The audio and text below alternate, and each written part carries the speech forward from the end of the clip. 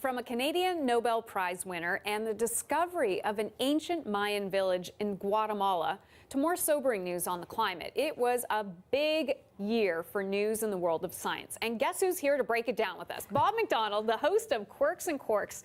I was looking forward to this segment all day. Really? Yes. Hi, okay. Hannah. Hi. So, top science story of the year for you. Well, as you mentioned, Canadian winning the Nobel Prize. It doesn't get bigger than that. Dr. Donna Strickland from the University of Waterloo, and she won it for her work on short pulse lasers. And these are lasers that produce very tiny but very powerful pulses of light that can be used for cutting without destroying what it is you're trying to cut. And thanks to her development, people can now have eye surgery. We have laser cutters industrially, and this was recognized by the Nobel Committee. So it just shows that Canada does great science. You know, we have terrific science here, and she's only the third woman to win it in physics ever. The first was Marie Curie in 1903, who won it for the discovery of radiation. So it's really great. Not only good science, but good for Canada. Good for Canada, but also, you know, this is an accomplishment for Strickland and the university where she works. Absolutely. First of all, there's a big chunk of cash that comes with this. Yes. And most scientists that get that turn that back into their own research. So it allows them to buy equipment or bring on new students or new researchers, and also prestige for the university itself. As I say, Canada has top universities in the world, and this is just that stamp of approval from the Nobel Committee. So what's next? What's next for Donna Strickland? Yeah. Oh, she says she's just a lab rat. She wants to keep doing what she's doing. And Really? She just loves it, yeah. So we'll probably see more good science coming out of the University of Waterloo. Looking forward to that, keeping an eye on what she's up to. But there's another environment story further down your list, and that's this discovery of a meteor having landed on Greenland 13,000 years ago. So why is that a climate story? Well, it's interesting because around 13,000 years ago, the Earth was warming up. We were coming out of the last ice age. And so the Earth was getting warmer and everything was proceeding along just fine. And then all of a sudden, around 13,000 years ago, there was this cooling period called the Younger Dryas, and nobody can explain why that happened. And in fact, some people who don't believe in climate change use that as proof that the Earth isn't really getting warmer. Well, if this impact did happen in Greenland 13,000 years ago, then it's quite possible that the dirt and the debris that was thrown up from that impact clouded the Earth, blocked the sun, and cooled it down. So it could be the smoking gun. Now, they have to be sure that that's the case, so they're going to go back to Greenland and try to date it more accurately. The problem is it's underneath ice, but at least it's sort of filling in the picture of the relationship between things that hit us from space and how it can change the climate here on Earth. That's fascinating. Okay, so another climate-y story you have on your list is China. This one just blows my mind. Yeah. Not accepting recyclables like plastic.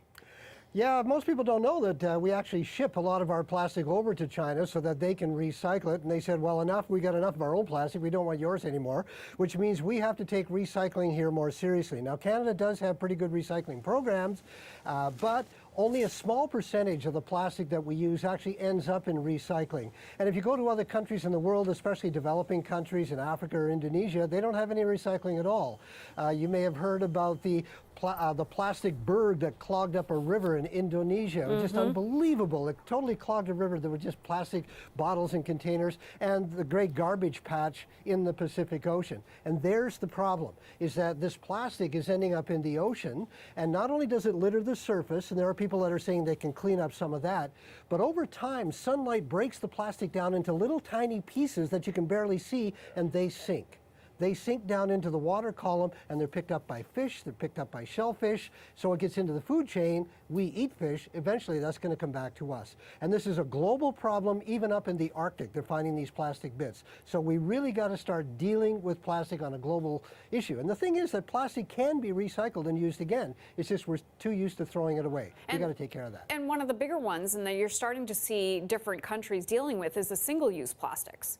Absolutely. Yeah. And so that's an industrial thing. It's a policy issue. And you say, you know, just like we're starting to say no more plastic straws. Okay, well, that's a step in the right direction. Let's start thinking about how we use the plastic, what kind of plastic we use, and what alternatives we can use instead to try to cut down on that waste. Okay, well, gene editing. babies had genes edited to prevent them from getting HIV. Yeah, the first genetically modified humans. Wow. Can you imagine that? No, Now, no, I can't. we're starting with Dolly the sheep, you know, clones and genetically modified animals and plants, but it's never been done on humans.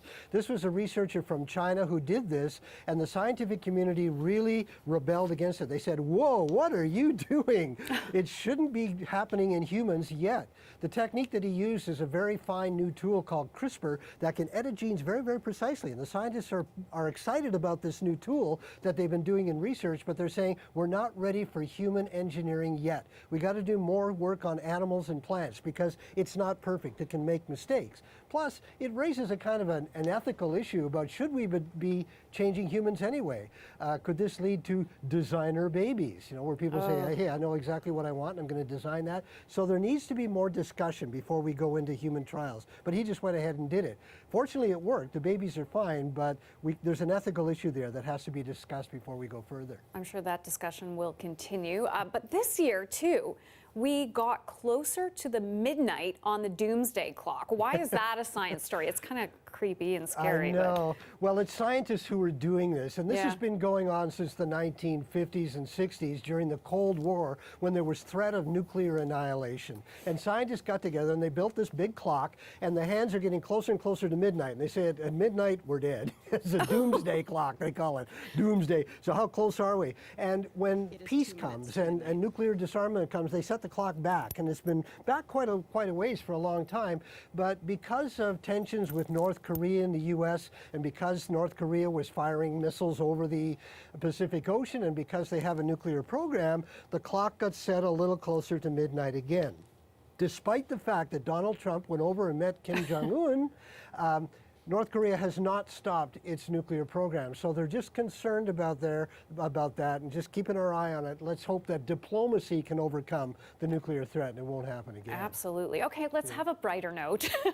Let's move away from the Doomsday Clock. Yeah. Let's get to the good stuff. Yeah, I know. There's that discovery of a Mayan city beneath the jungles of Guatemala. This is really cool. It's unbelievable because one of the difficulties in trying to find ancient ruins in Central America is that they've all been grown over with jungle. So when you look over, all you see are trees and you can't see the profile of the ground.